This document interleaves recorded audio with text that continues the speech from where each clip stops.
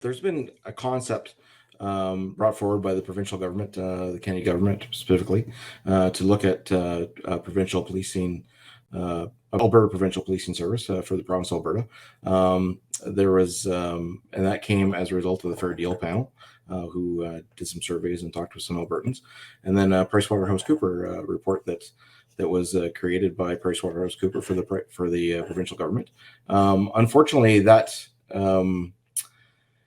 neither the Fair Deal panel report or the PricewaterhouseCooper report really effectively addressed the primary concerns that Albertans brought forward. Okay.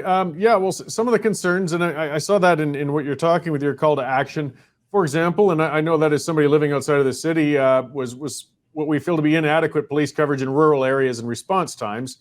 And, with a proposed provincial force, I guess there wasn't anything necessarily saying that a provincial one would be any better in that circumstance. The problem's a little deeper than that.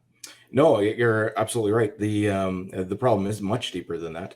The PricewaterhouseCooper report actually basically suggests to duplicate what's already in place. As far as the number of detachments and that sort of thing.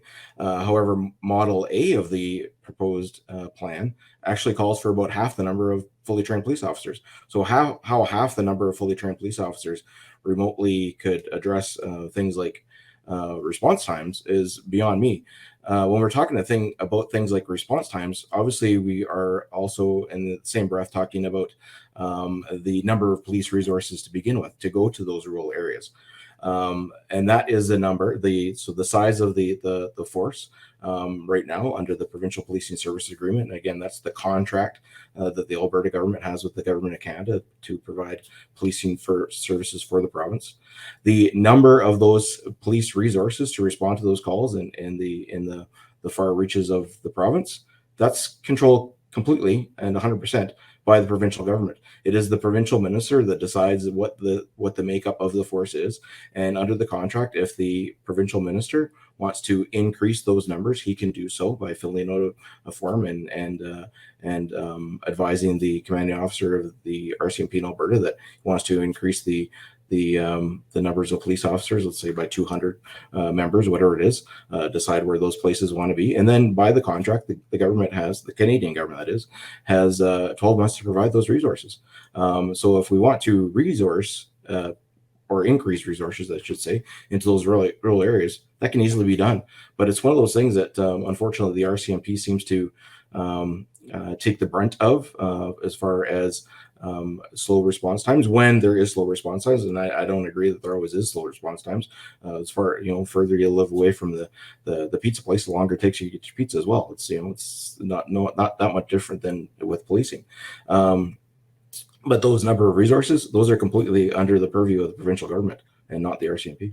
Yeah, so I mean, going beyond, and we'll go into the costs a little bit too, because that was some of the stuff in the reports and the transition and things like that. But a lot of the motivation for people pushing for provincial forces is a feeling that, and we've seen sort of a recent example possibly coming up in the news of direct federal interference in RCMP operations and the politicization of the force. And I mean, hey, I guess there's no guarantee that a provincial force would be immune to such things as well. But that is a serious concern for a lot of people on the ground. And they sometimes feel that the RCMP might be representing Ottawa more than local interests. How would people be more comforted in that front?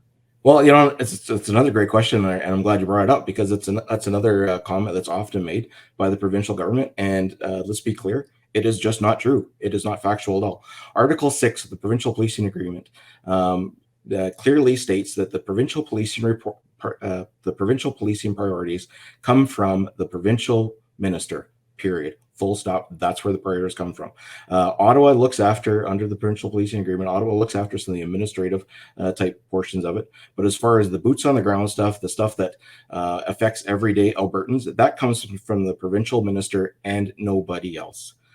Any thought that there is influence from Ottawa as far as what is important and what is being enforced and what is being investigated in the province is simply not true. Okay, and then So, as I said, I live rurally, though just outside of Calgary, but it's just a matter of jurisdiction. It's kind of frustrating. The average police response time in my area is 40 minutes, even though I'm 10 minutes from the city. But that's because Turner Valley is our detachment. They only have so many officers. I understand that. They got a lot of area to cover. Yes, Uh, yes. I got Foothills County is very large. Yeah, I got robbed a couple of times at the pub I owned, and I got a lot of interaction with our local RCMP over the course of that crime wave. They're very good officers, and I was satisfied with it. But things I did notice over that period of time was, for one, almost none of them were from the area originally. Like, that's one of the things with the federal force, we get people transferred in from outside areas. It's just the nature of it. But does that potentially cause a bit of a hindrance in, I guess, interaction or knowing about the local issues, things such as that going on? Whereas a homegrown officer might not have that difficulty. Well, that's a fair comment. As you're well aware, our RCMP draws resources and applicants from across the country and across the globe, really. But that is not any different than any other municipal police force in the province or in North America. Both Edmonton and Calgary, who I always use to compare because they are the largest of the municipal forces in the province, they not only draw from other parts of the country, but across the globe. They both have a very large foreign recruitment program where they will go across to places like the London Met and Scotland Yard and those sort of places, recruit trained police officers and bring them back to Calgary and Edmonton to serve. That is not unusual. It's the same thing, OPP in Quebec, those sort of places, provincial police forces, they draw from resources from other places of the province. No question about it. But you also bring up a very good point, and I think it would. I think to reasonably expect a young member to join police service and do his or her complete service in a very small community in the province was not only not beneficial to that community, but also not beneficial to the member. There becomes it's, for example, if you need to get better at or you want to develop a aspect of First Nations policing and develop that repertoire of your skill sets. There are not all places in the province are you able to do that just because there is not that community to work with. If you want to develop your skills as a inland water transport operator, well, you can't do that in many places in Alberta. A lot of places in Alberta. Change is good. Change develops people, and as a result, those new people that come in, they also have new skill sets to bring to those communities. There also becomes the issue of, do we really want the same person policing the community for 25, 30 years? That's works fantastic when all the stars align. But I'll tell you, that's very often not the case. And not only does it become miserable for the community to be stuck with a police officer that does not jive well in the community, but also becomes very frustrating for the police officer that's not happy there as well. And it's just bad for everybody. Sometimes change is good. Change is good, and it develops skill sets and brings in a new fresh set of eyes, if I can use that term. Okay, so in jurisdictions where there already are, provincial forces, as you mentioned, with Quebec and Ontario, there still is an RCMP presence, though, and they still take part in those provinces, right? Yeah, from a federal standpoint, so federal policing, they would. But as far as provincial mandates, yeah, none. They wouldn't be doing any of that sort of stuff. So the bulk of what an everyday person would see, yeah, you wouldn't see that from the RCMP. It's the federal members in the RCMP are working on larger federal projects, international terrorism, border integrity, that sort of thing. They're not the members that are going out and investigating your break and enter your robbery to your pub that you mentioned. Yeah. Okay. So with the costs, in that study that came out, seeing that the transition costs could total what, 366 million over 6 years and such, but would that still, be a sunk cost initially and could conceivably I guess ironed out over the time? Well, that's we need to be clear. So the $366 million, that's the estimated transition cost for Model A, which is the cheaper of the two models that are proposed. That's if it's on time and if it's on budget. To not to belabor the point with Surrey Police Service, for example, but Surrey Police Service originally estimated their transition costs or one-time transition costs at $19 million. They have ballooned to well over $85 million. For those of your listeners that are good at math, that's a little over 400% overrun. So if we're even remotely as close to being as accurate on the provincial policing transition, you could easily see that number be over $1 billion. Make some more comparisons. City of Surrey, we're talking about population of about 500,000 people, give or take a little bit, as opposed to 4.4 million people in Alberta. One location as opposed to 117 locations. You can quickly see how transitioning an entire province would be much more complicated, and as a result, I would suggest even easier to be cost overrun. But that's that $366 million in Model A. And again, that's the model that called for about half the number of fully trained police officers. That's just the one-time transition cost. We also have to include or consider the federal subsidy, or the federal portion that is paid for the provincial policing services, which currently right now is 30%. So under the provincial policing services agreement, despite whatever the number that 30% works out to, the federal government agrees to pay year after year after year 30% of that provincial policing costs. If any of your listeners have had the opportunity to travel some of the highways in Alberta over the last year or so, you may have seen some of our billboards that said $165 million reasons, 165 million reasons to keep the RCMP. Well, in full fairness, when we had those billboards commissioned, we underestimated the cost.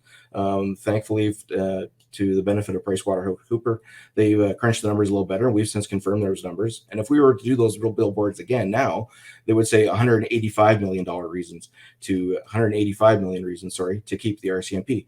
And that's where that 30% comes from. In 2021, the 30% subsidy worked out to $185 million to the province of Alberta. That's $185 million that taxpayers like you and I did not have to pay.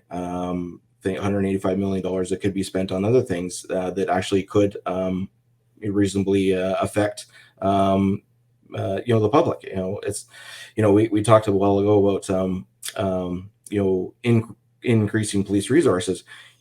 Conceivably, you could put a police officer in every street and corner and every township and range road, but it won't make a lick of difference if we don't have the commensurate services in the other aspects of the criminal justice systems to deal with those issues. If we don't have enough judges, if we don't have enough crown prosecutors, if we don't have enough courtroom space, if we don't have enough parole officers, probation officers, et cetera, to actually deal with those offenders, it's all for lost. Because as you know, we have only a certain number of time. And I say we, the criminal justice system, has only a certain number of time to get a person through the criminal justice system before the charges need to be withdrawn under the Jordan decision from the Supreme Court of Canada. So, you also have to. So when we get back to the costs, we also have to consider that 30% subsidy. Now that was $185 million in 2021. What does 30% work out to in 2022, 2025? Who knows? Is it 200 million? Is it 210 million? I don't know. But the point is that the second that we move away from the RCMP providing the provincial police services for the province of Alberta, that 30% is gone, never to return, and that's the difference has to be made up by the taxpayers of Alberta.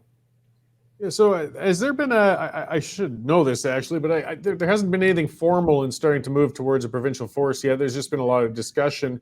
Has your organization been invited to participate in those discussions or deliberations? Well, that's we will speak with whoever would like to speak with us, and that's one of the reasons why I'm happy to come on your show. We have conducted a series of town halls across the province from one corner to the other, and met with basically anyone that was able to work the internet and say, I want to attend, more than welcome to come.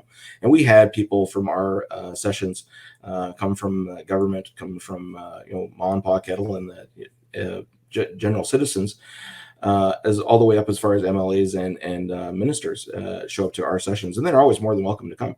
The provincial sessions have not been quite as public. They have met with some municipality leaders. I understand that the more recent sessions being conducted by Minister Shandro have been a little bit more open as far as dialogue goes. But the ones previous to that, of course, we weren't invited. We weren't allowed to attend. We were more than willing and wanting to attend those sessions. We weren't allowed to or weren't invited to.